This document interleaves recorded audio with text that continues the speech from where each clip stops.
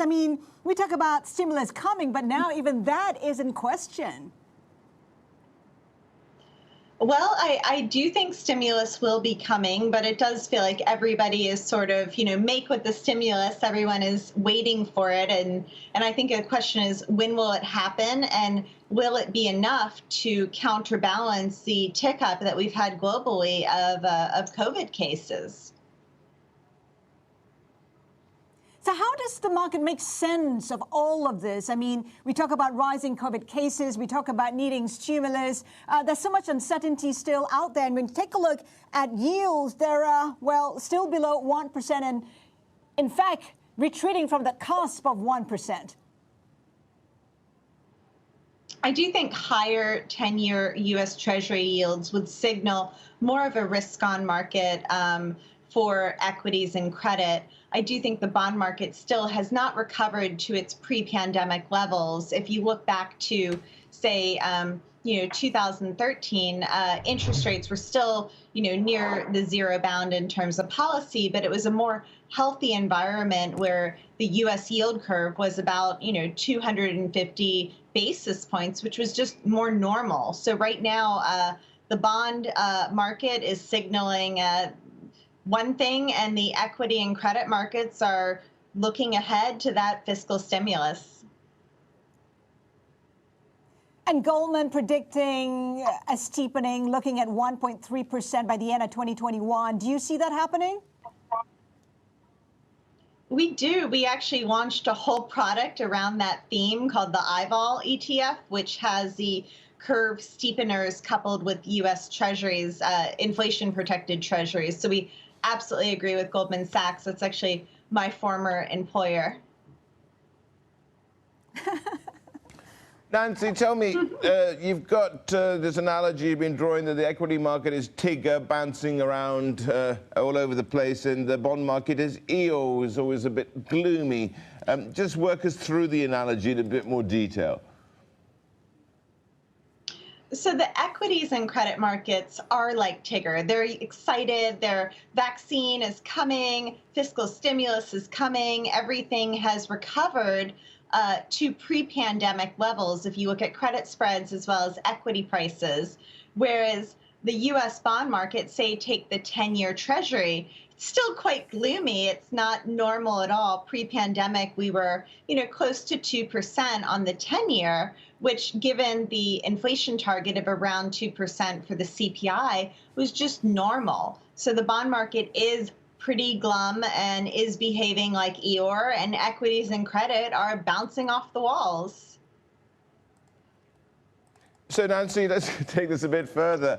Where's the honey that Winnie the Pooh likes so much, the Hunny we're talking here about? And where's Christopher Robin in all this? So who's getting it right is what I'm suggesting to you.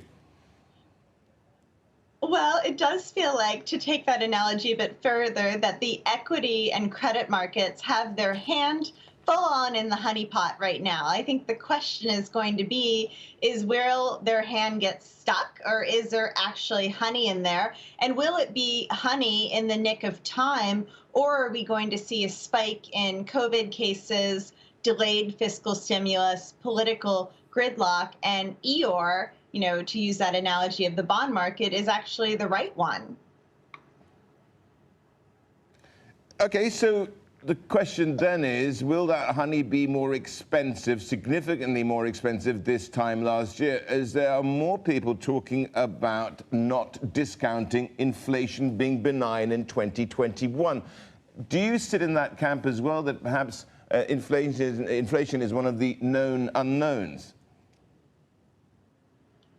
I definitely do. I agree with Goldman Sachs that I do think the U.S. yield curve is a very market-based measure of forward-looking inflation expectations, and they're in the toilet because right now the U.S. yield curve is about 60 basis points. If you think about what that means for a typical investor, is if you loan money, or if you lock up your money in, say, a bank CD, you get paid barely 0.5% to lock up your money for 10 years.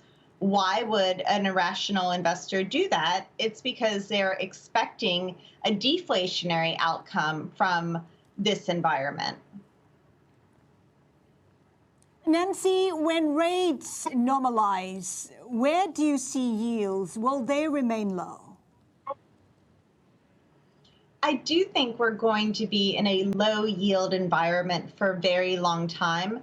That's why with the IVOL ETF, we own about 87% of the fund is U.S. Treasuries. We are long bonds. We do believe that interest rates will stay low for quite a long time. The question is will the fiscal stimulus, the Fed moving their inflation target to make it, not a firm level, and then the Fed also not even thinking about raising rates. We do think it's a tremendous opportunity to add inflation expectations to a portfolio, because there are very few things in today's environment that are trading below their 5-year, 10-year, 20-year levels. Interest rate volatility and inflation expectations are two things that are still significantly discounted. And Nancy, some are warning about more pain coming for the 60-40 allocations in the portfolio. If not 60-40, then what? I mean, how should investors be looking at it? Well, 60-40 can be has been a quite good trade because we've had bonds and equities going up together, and that's been really positive.